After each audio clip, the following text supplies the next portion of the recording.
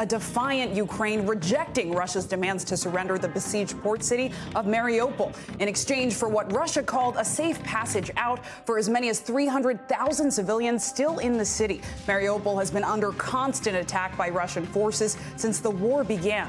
But UK defense officials say Russia's progress on the ground toward the capital of Kiev has been stalled by Ukrainian resistance. Meanwhile, in Kiev, more airstrikes across the city, including this one, caught on camera at a shopping center with homes nearby. This morning, Ukrainian officials confirmed at least 8 people dead in that attack, which reduced a once bustling area to rubble. It's unbelievable. I never see Kiev like this, like now, what is going on. We have destroyed house, bomb, sea, and that's it. Here at home, President Biden is preparing to travel to Europe this week to meet with NATO leaders and show support for Ukraine as calls get louder for the U.S. to open up its borders to some of the nearly 3.5 million people forced to flee from the violence. I can't understand why my mom couldn't come and live with me just 3-4 months. I just want to hug her and say, I love you. Everything will be okay. We have team coverage this morning with NBC News White House correspondent Mike Memoli and national security expert Jason Beardsley. But we do want to start in Ukraine. Correspondent Ali Arouzi joins us from the western city of Lviv. So, Ali, this morning, Ukraine's deputy prime minister said 8 humanitarian corridors have been agreed on, none from Mariupol. Overnight, Ukraine rejected that Russian ultimatum to surrender the besieged city in exchange for safe passage out for its civilians. Why did Ukraine decline that offer, and what is the situation like over there right now? Good morning, Joe. When we talk about siege and starvation tactics, that's exactly what's happening in Mariupol. Last night, the Russians offered the fighters, the defenders of Mariupol, a way out. They said, if you lay down your arms, we will let the civilians out. We'll let humanitarian aid in. And unsurprisingly, the Ukrainians there refused to capitulate. They said they're not going to surrender their city. And as it is right now, about 300,000 people remain trapped in that city in just appalling conditions. There's no running water, no electricity, very little food, very little supplies, but they're still holding strong in there. And the plan was, as of this morning, which obviously hasn't happened, if they lay down their arms, the Russians said that they would open up corridors first for the troops to leave the city, and then they would allow supplies to come in, and any civilians that wanted to leave the city could either go east or west.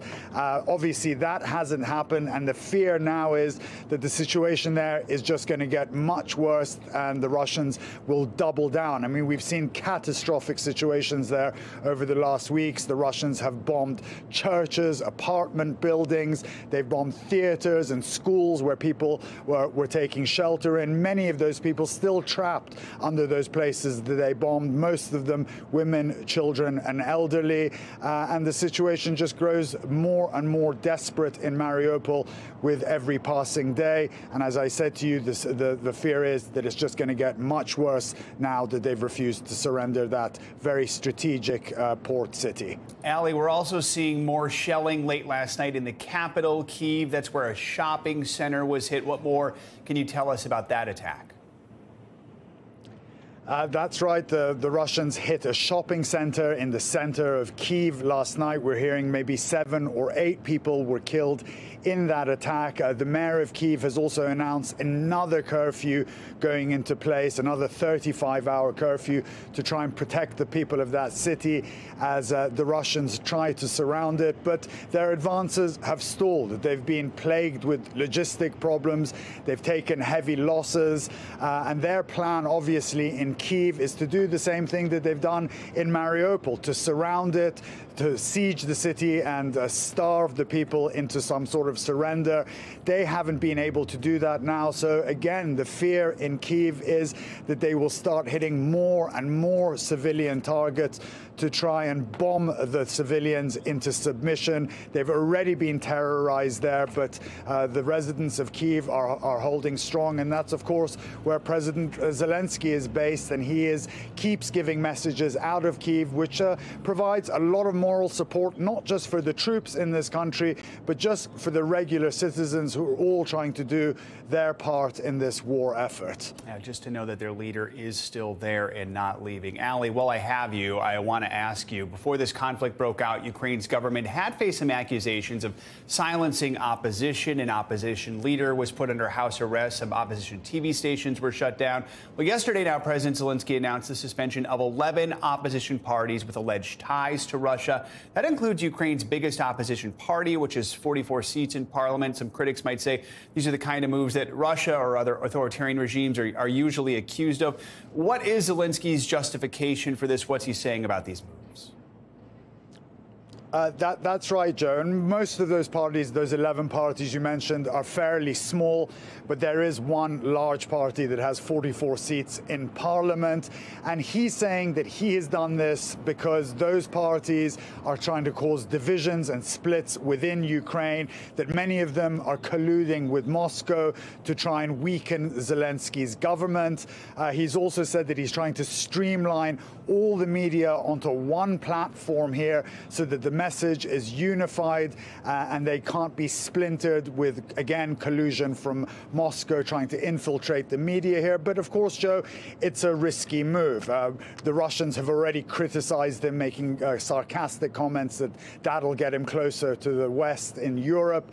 And nobody in Europe has said anything yet, but these may be some of the obstacles that critics of Ukraine joining the European Union might use to say, look, this is why Ukraine can't join the European Union, because they're being not entirely fair on other political parties in this country.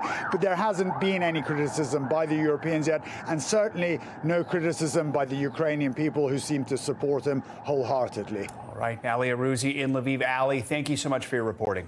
National security expert Jason Beardsley joins us now for more on Ukraine. He's the National Executive Director at the Association for the U.S. Navy. Jason, good morning. I want to ask you about what we're seeing in the city of Mariupol right now. Ukraine has rejected a Russian demand to surrender the city, and as of this morning, the Russian military has forced out thousands of people. Is the situation in Mariupol a sign of what's to come for larger cities like Kiev? What are you watching out for as this unfolds in Mariupol? Well, it's a great question. I appreciate that.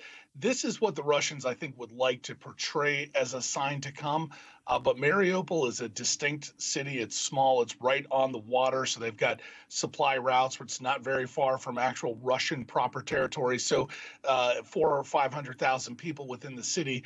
And the routes out are easier to choke down. This gets much, much more difficult when you have cities like Zaporizhia or Dnipro or up in Kiev, as you've seen. So even though I think the Russians would like to make this an example of where they want to go if Zelenskyy does not capitulate, it is not quite that easy. So the Ukrainians are tough, and they're resisting, and they did the right thing by not capitulating the city.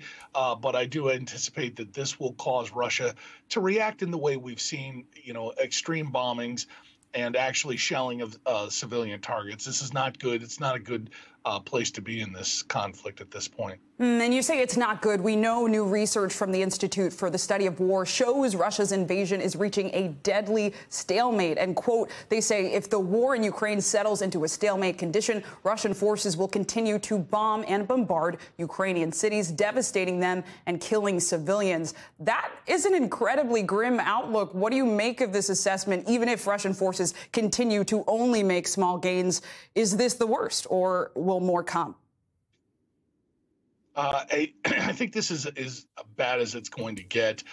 Russia, this ends with negotiation at the table. This will end in that place in some form or fashion. So before Russia gets there, before Vladimir Putin is backed up to the negotiation table, he wants to create as much leverage as possible. The way he's doing that is to convince people that this is going to be the case rolling forward. So what Ukraine can do to sort of tilt the tables in its favor is to continue to attack these artillery artillery positions. We passed along, your NBC folks did great reporting on the suicide drones or the loiter drones that will be effective in sort of knocking out their tanks and their artillery. That's where this whole thing ends, is as Ukraine can attack their positions, the Russian positions that are dug in, they're going to build for themselves a lot bigger of a buffer and avoid what is happening right now. But again, not an easy situation, but the Ukrainians have shown that they've got the toughest spirit we've seen, and they're going to be teaching a lot of people how to defeat Russia in the future. This works out terribly for Russia, but in the meantime, it's not a pretty picture. And you've broken down a lot of the action we've seen on the ground, but on the diplomatic front, President Biden is traveling to Poland later this week. We know he'll meet with the country's president after discussing Ukraine with G7, NATO, and EU leaders in Brussels, Germany. What kind of message do you think President Biden needs to send with this trip, especially with the climate that you're describing? Well, President Biden has been clear about a number of things. One of them is that, they would not enforce the NATO no-fly zone, and NATO troops, or at least U.S. troops, would not be involved. So that's been pretty clear. But we've seen in the last couple of weeks a distance between the State Department and the Department of Defense, and the whole thing about the Polish MiGs that were possibly going to Ukraine that then were not going to Ukraine. Here's where the president can gain points. He's got to be clear about articulating not just to the Polish leadership, but to the Americans, what exactly is at stake and why the U.S. would get involved if we would, or what the thresholds would be, because nobody knows that. And the Polish, I think, got caught in a little bit of a hot potato game when we did discuss the MiG. So I think his leadership now, more than ever, has got to articulate to them, the close allies, as well as to the American people, what exactly are the distinctions between aircraft and Javelin missiles. Why can we send one but not the other? Because they haven't done that yet, it's left a lot of Americans very frustrated. Jason, important insights. Thank you so much. So far, more than 3 million refugees, yes, 3 million refugees have fled Ukraine. But even if they manage to escape, many face a difficult road ahead. Now, many are asking, what is the U.S. government doing to help? NBC News correspondent Jesse Kirsch has the details. The Biden administration thinks many refugees from Ukraine will want to stay in Europe, even though about 1 million people living in this country have ties to Ukraine. From Ukraine's train stations to border crossings, the refugee crisis growing more dire. The United Nations says already more than 3 million people have fled Ukraine. They are fearing for their lives, and we have to make sure we do the right thing. Facing pressure at home, President Joe Biden promising relief. We're going to welcome Ukrainian refugees with open arms. How does that compare to what your mother's going through? I say you should go because Joe Biden told that you will be able to reach me. And she just believed me. Thankfully, Natalia Shepachuk's mom made it to Poland, but now she's alone, her daughter trying to help her from the U.S. Natalia, a green card holder, says a tourism visa was denied, something the U.S. government warns will happen for people who can't prove they'll leave. I can't understand why not, why my mom couldn't come and live with me just 3-4 months. I just want to hug her and say, I love you. Everything will be okay. And Natalia doubts the U.S. refugee program will be any faster. Under former President Donald Trump, refugee admissions were cut to 15,000 in 2020. President Biden raised that number to 62,500. The Trump administration just eviscerated the whole infrastructure, brought the numbers of refugees admitted down to almost nothing, and we have to basically start from scratch. Experts say that thinned-down system can't handle another crisis after the highly criticized Afghanistan pullout last year. The United States really has its hands full with the Afghan evacuation. U.S. resettlement agencies are completely overstretched. Natalia says her lawyer thinks it could take 5 years to get her mother here as a refugee. When you hear it could take years to get your mother here legally, what goes through your mind? I start crying because I was asking myself, will my mom still be alive till this time or not? The White House says it is ready to take in refugees and will be prioritizing immediate family members of U.S. citizens, specifically for immigrant visas. Back to you. Jesse Kirsch, important reporting. Thanks so much. For more on the refugee situation, we want to go to NBC News senior national correspondent Jay Gray, who joins us now from a refugee center near the Polish border. Jay, good to have you with us again this morning. Tell us, what's the situation been like on the ground there over the weekend? How are the refugees and aid workers you've been speaking with holding up? Yeah, they are holding up, but it's a grind, to be honest, Joe. We're going to walk you kind of down the walking path that these refugees take as they come across the border from Ukraine into Poland.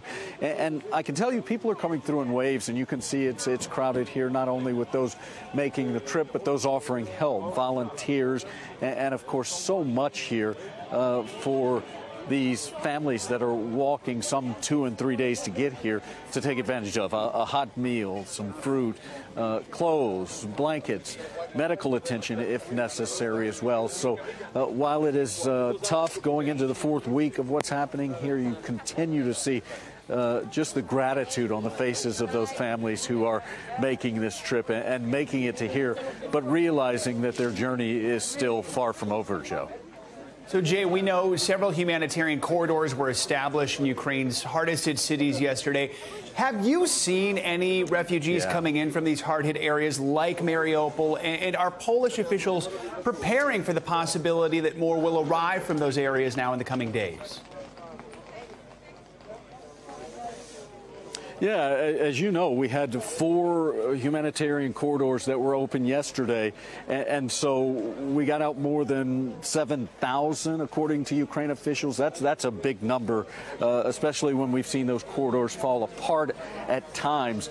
And so as we continue down the path here, I can tell you that we have seen people from Mariupol here, not from the latest convoy, but we have, and the stories they tell are horrible, to be real frank, Joe. These are people, often a mom with young children, who have been through the horrors of war, that have dodged bullets and bombs literally to make it to this spot. They're so thankful to be here. The mom's thankful that they can keep their children safe. But then you've also got that nagging feeling for so many because they've left someone behind in all of that fighting. You've left someone that is a part of your family there to protect your homeland. And so we're hearing those stories more and more often at this point, and will continue to. As you guys have talked about, the UN says there are more than 7 million still in Ukraine, trapped there with no place to go. You've got to figure a lot of them are trying to get to border areas like this one, Joe. We're just seeing the kindness on display as you walk along that path there, Jay. Very quickly, I want to ask you, President Biden is expected to travel to Poland at the end of the week as part of that big trip to Europe. What will that mean to some of the refugees there, if anything? I think it'll mean a lot. I've asked a few about that, and they've talked about the involvement of the U.S. and how thankful they are, how proud they are that not only the U.S. but the world recognizes what is going on here. And him making this trip, I think, will be very important. In the big scheme of things, will it change things dramatically? No. But anything that can bring a smile or a sense of hope to these families that are making this trip is vitally important. Jay Gray, as always, we appreciate your reporting from the border there. Thank you so much. Now, as we just said, President Biden will set out on his first foreign trip of 2022 this week. He's going to meet with leaders from NATO, G7, and the European Council countries to discuss the crisis in Ukraine. That's right. And the head of NATO was on Meet the Press yesterday with a preview of the summit and the new reality facing NATO nations. Regardless of how this conflict now ends, we are faced with a new reality, a new security reality, where Russia more openly contests core values for our security and are willing to use military force to achieve its objectives. And therefore, we need to reset our deterrence and defense. And one of the issues we'll start to discuss at the upcoming summit of NATO leaders next week in Brussels. Let's bring in NBC News White House correspondent Mike Memoli with more on this. Mike, good morning to you. So let's talk about the Brussels summit. Who's attending and what are the main goals this week? Well, Joe, this trip is an opportunity for President Biden, representing the United States, to meet with the heads of government of the other 29 NATO countries in a visible demonstration of what the White House is calling ironclad commitment to the NATO alliance. They'll discuss the ongoing defense and deterrence efforts of Russia as this ongoing invasion continues. Now, we all know the sort of lines that the NATO alliance is being pressed to do more on air power, on a potential no-fly zone. But this is an opportunity for President Biden to lay out in person the ongoing reservations he has to moves that would be seen by Russia as escalatory and that might bring NATO into a more active conflict with Russia. At this point, the president has been clear that they will be continuing to supply defensive equipment to the Ukrainians, that individual NATO countries are welcome to and, in fact, encouraged to provide additional assistance on their own. We've already seen the U.S. working with countries like Slovakia, part of the NATO alliance, to do that, but that the U.S. continues to be concerned about provoking Russia further at this stage. Now, in addition to the NATO summit, the president will be attending a meeting of the G7 as well as the European Council. And in advance of that, today, the president will be holding a virtual call with the 4 other sort of core pillars of all 3 of those bodies, the leaders of the UK, France, Germany, and Italy. And Mike, clearly President Biden has a full schedule, and we know that after the summit, he's also traveling to Poland for a bilateral meeting with President Duda. What do we know about the agenda there? Yeah, exactly. Obviously, the president's trip to Brussels, we had been reporting on for most of last week. This stop in Poland was just added officially by the White House last night. Now, Poland is our most significant NATO ally that's really on Ukraine's doorstep, on Russia's doorstep. And so they have among the most significant concerns about this conflict should it escalate further. So that meeting with President Duda, another important opportunity following in the meeting with Vice President Harris just a few weeks ago to really reaffirm our commitment to Poland's security as well.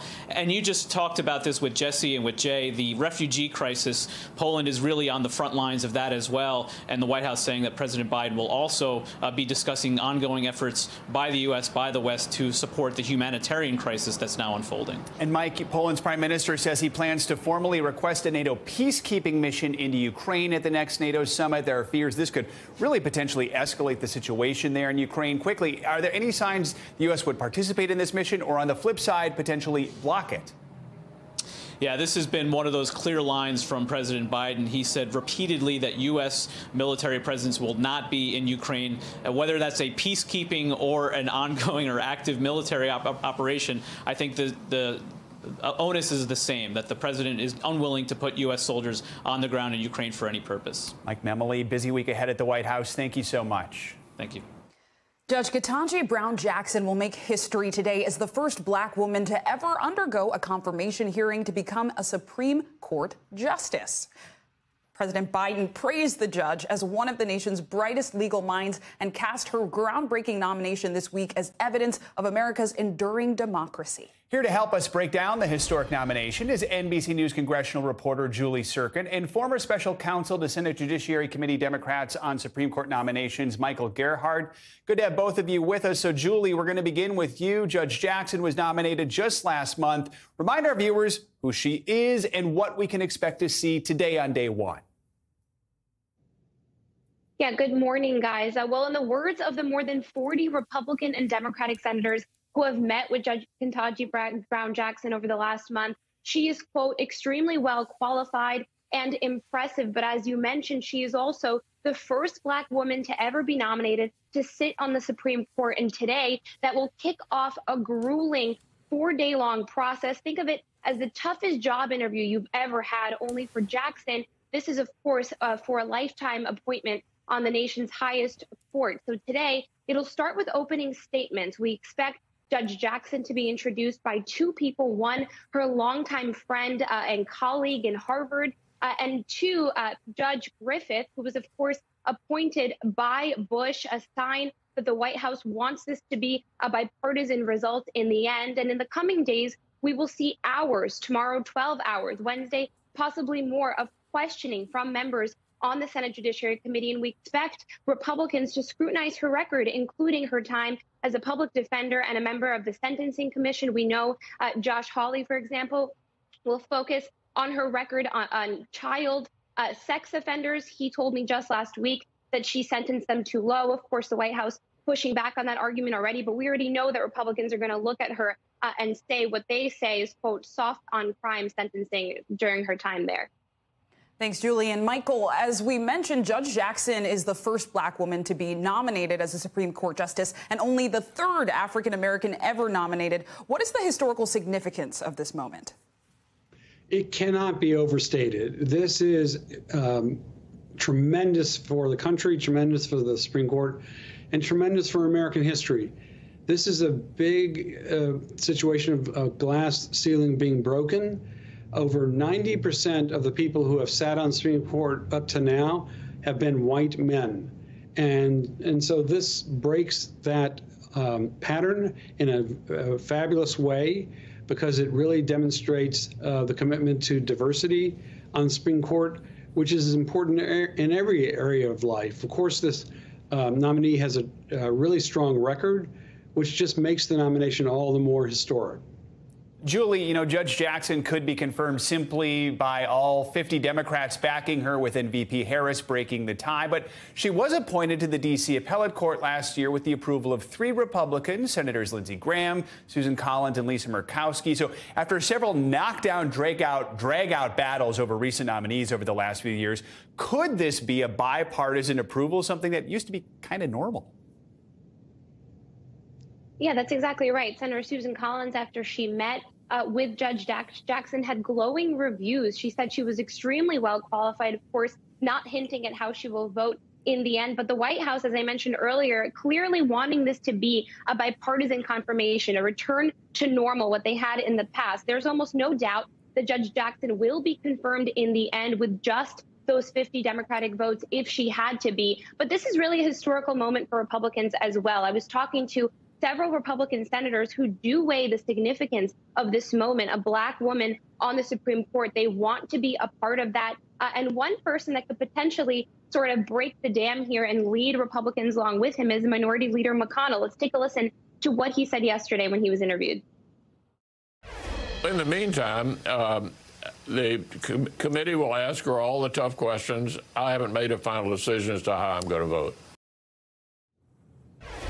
And Minority Leader McConnell's vote, as I mentioned, could lead more Republicans along with him. So it's not a no. It's also not unusual for senators not to say ahead of time, ahead of the hearings, how they will vote on Judge Jackson. But of course, the White House, Senate Democrats, certainly Judiciary Committee Chairman Durbin, all hoping that this will produce some Republican votes so she can be confirmed on a bipartisan fashion, something we haven't seen in the last several nominees, including, of course, Amy Coney Barrett.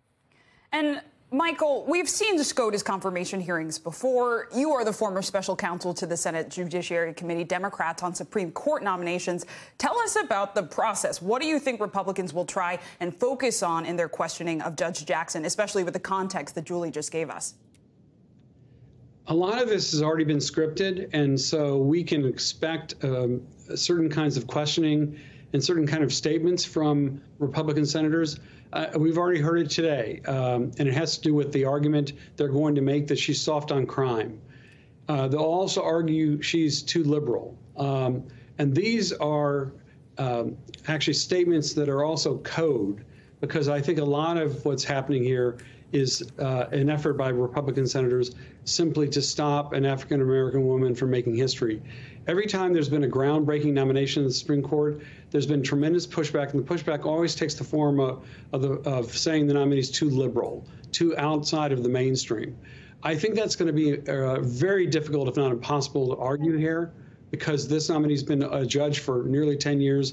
She's got a great record as a judge, and so I think that makes they're going to try and paint her as, again, outside the mainstream, too liberal.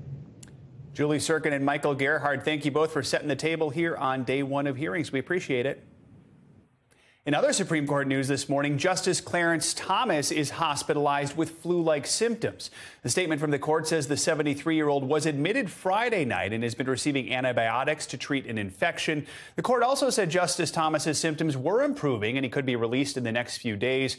He'll participate in cases he might miss by using briefs, transcripts, and oral arguments that can be delivered virtually. Thanks for watching our YouTube channel. Follow today's top stories and breaking news by downloading the NBC News app.